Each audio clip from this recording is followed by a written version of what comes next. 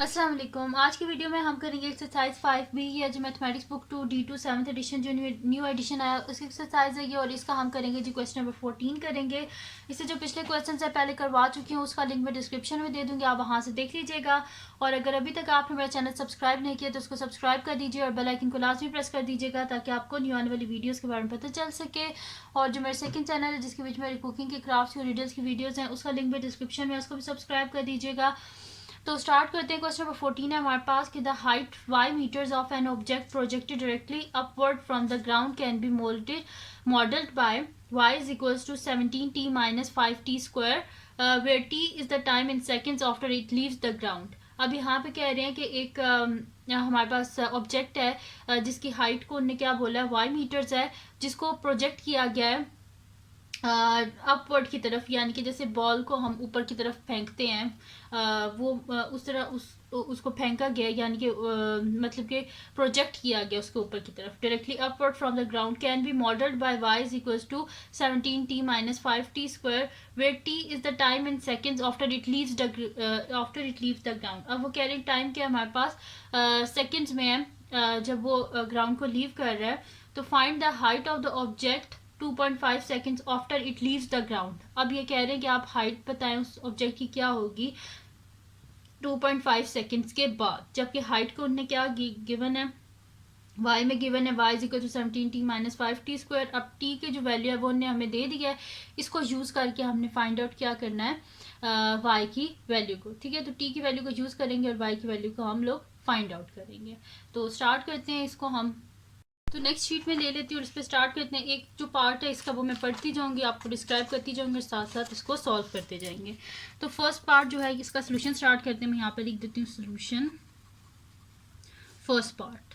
अब यहाँ पे इन्होंने हाइट क्या गिवन है 17t माइनस 5t स्क्वायर, और यहाँ पे कह रहे हैं कि आप बताएं कि eight what time will the यहाँ पे सॉरी फर्स्ट पार्ट है कि find the height of the object 2.5 second after it leave the ground. Time given है, हाइट को फाइंड आउट करना है, यानी कि y की वैल्यू को फाइंड आउट करना है t की वैल्यू 2.5 को लेके। ठीक है, तो मैं यहाँ पे लिख दूंगी when t is equals to 2.5, y के हमारे पास 17t माइनस 5t स्क्वायर, यानी कि y इज इक्वल टू हमारे पास हो जाएगा 17 इंटू 2.5 माइनस 5 इंटू 2.5 का होल स्क्वायर। तो अब यहाँ पे मल्टीप्लाई कर लेते हैं इसको, तो कैलकुलेटर ले लेते हैं। तो मैं यहाँ पे 7 को मल्टीप्लाई कर देती हूँ 2.5 से, तो इसका आंसर मेरे पास आ रहा है 17.5। तो यहाँ पे मैं लिख देती हूँ, बल्कि 17 है, मैंने 7 लिख दिया गलती से इसे। तो 17 को हमने मल्टीप्लाई करना है, 17 मल्टीप्लाई बाय 2.5, तो ये मेरे पास आ रहा है इसका आंसर 42.5। ठीक है, तो यहाँ पे मैं लिख देती हूँ 42.5 माइनस 5 इंटू 2.5 का स्क्वायर है। तो 2.5 को देख लेते हैं, इसका स्क्वायर मेरे पास क्या आ रहा है, 2.5 का स्क्वायर आ रहा है जी मेरे पास 6.25। तो मैं यहाँ पे लिख देती हूँ 6.25। इसको मल्टीप्लाई कर लेते हैं, मल्टीप्लाई बाय 5, तो इसका आंसर मेरे पास आ रहा है 31.25। तो मैं यहाँ पे लिख देती हूँ कि 42.5 माइनस 31.25। ठीक है, तो इसको माइनस करके देख लेते हैं कि हमारे पास क्या आंसर आ रहा है। तो 42.5 माइनस 31.25, तो इसका आंसर मेरे पास आ रहा है 11.25। तो मैं यहाँ पे लिख देती हूँ 11.25। ठीक है जी, तो यहाँ पे इसका जो फर्स्ट पार्ट है उसका आंसर मेरे पास आ गया कि y की वैल्यू को हमने फाइंड आउट कर लिया है 2.5 सेकेंड के बाद। जो उसकी हाइट है वो कितनी है, 11.25 है। ठीक है जी, और जो हमारे पास हाइट है वो मीटर्स में है, क्योंकि क्वेश्चन मैंने गिवन हमें बताया कि y मीटर्स है, तो यस के साथ हमें मीटर्स लिखना पड़ेगा। ठीक है, तो ये y हमारे पास क्या हाइट क्या इसकी मीटर्स में है, तो y is equal to 11.25 metres, यानी कि यहाँ पे हमारे पास the height of object after 2.5 seconds हमारे पास क्या 11.25 मीटर्स। अब देख लेते हैं इसका सेकेंड पार्ट। तो सेकेंड पार्ट है हमारे पास at what time will the object strike the ground again. वो कह रहे हैं कि किस टाइम पे जो ऑब्जेक्ट है वो दोबारा जो है वो ज़मीन पे आ जाएगा। तो ज़मीन पे कब आएगा, जब हाइट ज़ीरो रह जाएगी। तो हाइट को हम यहाँ पे लेट कर लेते हैं कि हमारे पास ज़ीरो, यानी कि वाई को हम लेट करेंगे हमारे पास ज़ीरो है। तो मैं यहाँ पे लिखूँगी second part solution second part. तो यहाँ पे मैं लिखूँगी when y is equals to zero. तो हमारे पास क्या आ जाएगा, y इज इक्वल्स टू क्या है हमारे पास 17t माइनस 5t², तो y की जगह 0 is equals to 17t minus 5t²। तो 0 इज इक्वल्स टू इन दोनों में से क्या कॉमन आ रहा है, t कॉमन आ रहा है, तो t को बाय कॉमन ले ले, अंदर क्या आ जाएगा 17 माइनस 5t। तो इसको मैं ऐसे लिख लेती हूँ कि t into 17 minus 5t is equals to 0। यहाँ से क्या आ जाएगा, t भी इक्वल्स टू 0 आ जाएगा, और क्या आ जाएगा, इन दोनों को इक्वल्स टू 0 रखना है ना, t इज इक्वल्स टू 0 और 17 minus 5t is equals to 0। अब यहाँ से एक तो आंसर आ गया, t का 0 आ गया, और क्या आ जाएगा यहाँ पे मेरे पास कि 17 इज इक्वल्स टू, इसको इधर लेके आए तो 0 प्लस 5t क्या हो जाएगा 5t, और t क्या आ जाएगा मेरे पास, t इज इक्वल्स टू 17/5। तो t के दो आंसर मेरे पास क्या आ गए यहाँ पे। एक तो मेरे पास आया इसका आंसर जो है 17/5, तो इसको पॉइंट में वैसे देख लेते हैं क्या आता है हमारे पास। तो मैं यहाँ पे डिवाइड करके देख लेती हूँ 17 डिवाइडेड बाय 5, तो इसका आंसर मेरे पास आ रहा है 3.4। तो यहाँ पे क्या इसका आंसर आ रहा है, एक तो 0 आ रहा है और एक क्या आ रहा है, t इज इक्वल्स टू 3.4, और टाइम किस में हमारे पास सेकंड्स में है। तो यहाँ पे आप लिख दीजिएगा कि the object will strike the ground again after 3.4 seconds, या इधर मैं साइड पे लिख भी देती हूँ कि the object will strike the ground again after 3.4 seconds. ठीक है जी, तो यहाँ पे इसका सेकंड पार्ट भी हो गया कि 3.4 सेकेंड्स के बाद दोबारा जो है ना वो ऑब्जेक्ट ग्राउंड पे आएगा। अब करना है जी इसका लास्ट पार्ट है हमारे पास, और वो है जी इसका थर्ड पार्ट है हमारे पास। तो थर्ड पार्ट जो है उसको हम रीड कर लेते हैं। थर्ड पार्ट हमारे पास है कि 1.5 seconds after the object has been projected, a second object is also projected directed upward from the ground।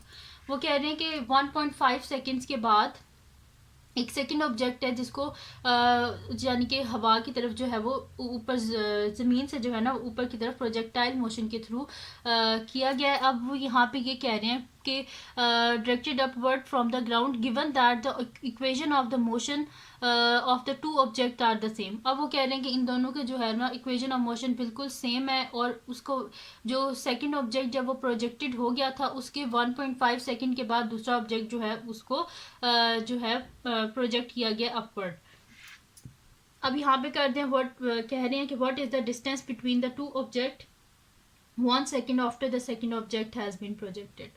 अब वो कह रहे हैं 1.5 सेकेंड्स के बाद जो सेकेंड ऑब्जेक्ट है उसको उन्हें जो है वो प्रोजेक्ट किया था डायरेक्टली अपवर्ड।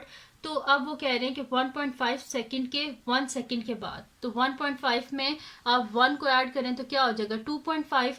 तो अगर आपको याद हो तो जो इसका हमने फर्स्ट पार्ट किया था उसमें टाइम क्या था 2.5 सेकेंड्स।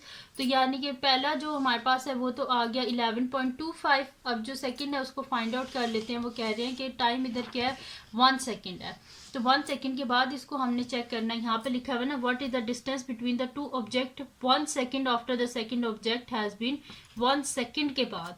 तो यहाँ पे मैं लिख देती हूँ इसको सोल्यूशन थर्ड पार्ट। तो सोल्यूशन थर्ड पार्ट यहाँ पे मैं लिख दूंगी कि when t is equals to हमारे पास क्या आ जाएगा t इज इक्वल्स टू 1। तो मैं यहाँ पे लिख दूंगी कि इक्वेशन क्या थी हमारे पास y is equals to 17t minus 5t²। तो is equals to 17 into 1 minus 5 into 1 का स्क्वायर। तो ये मेरे पास आ जाएगा 17 माइनस 1 का स्क्वायर 1 ही होता है, तो 5 इंटू 1 तो 17 माइनस 5 मेरे पास यहाँ पे क्या आ जाएगा 17 में से 5 को माइनस करें तो 12 आ जाएगा मेरे पास। ठीक है, तो यानी कि y की वैल्यू मेरे पास यहाँ पे क्या आ गई है 12 आ गई है। तो अब हमने करना क्या है यहाँ पे डिस्टेंस फाइंड आउट करना है। तो हम क्या करेंगे कि सेकंड जो ऑब्जेक्ट को प्रोजेक्ट किया गया था उस टाइम में से वो जो हाइट है उसमें से हम जो है ना फर्स्ट ऑब्जेक्ट की जो हाइट है उसको माइनस कर देंगे। तो मैं यहाँ पे लिख दूंगी कि हम यहाँ पे फर्स्ट इक्वेशन जो यूज़ कर रहे हैं तो फ्रॉम जो फर्स्ट पार्ट था उसको हम यूज़ कर रहे हैं। तो फ्रॉम 1 मैं यहाँ पे लिख दूंगी distance between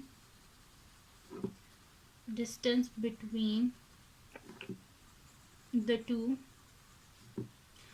objects is equals to second में से फर्स्ट को माइनस कर देंगे। ठीक है, जो उसका हाइट थी। तो 12 में से 11.25 को माइनस करें तो आपके पास क्या आएगा 0.7 0.75 मीटर्स। ठीक है, तो यहाँ पे लिख दूंगी कि the distance between the two objects is 0.75 metres. ठीक है जी, तो ये आ गया हमारे पास इसका आंसर। तो ये थी जी आज की वीडियो जिसमें मैंने आपको करवाया एक्सरसाइज 5B का क्वेश्चन नंबर 14। तो अगर ये वीडियो आपके लिए हेल्पफुल है तो उसको लाइक कीजिएगा, मेरे चैनल को सब्सक्राइब कीजिएगा और बेल आइकन को लाजमी प्रेस कर दीजिएगा ताकि आपको जो आने वाली वीडियोस के बारे में पता चल सके। और जो मेरा सेकंड चैनल है जिसके बीच में मेरी कुकिंग की, क्राफ्ट्स की और रिडल्स की वीडियोस हैं, उसका लिंक भी डिस्क्रिप्शन में, उसको भी सब्सक्राइब कर दीजिएगा और अपनी दुआ में लाजमी याद रखिएगा। अल्लाह हाफिज़।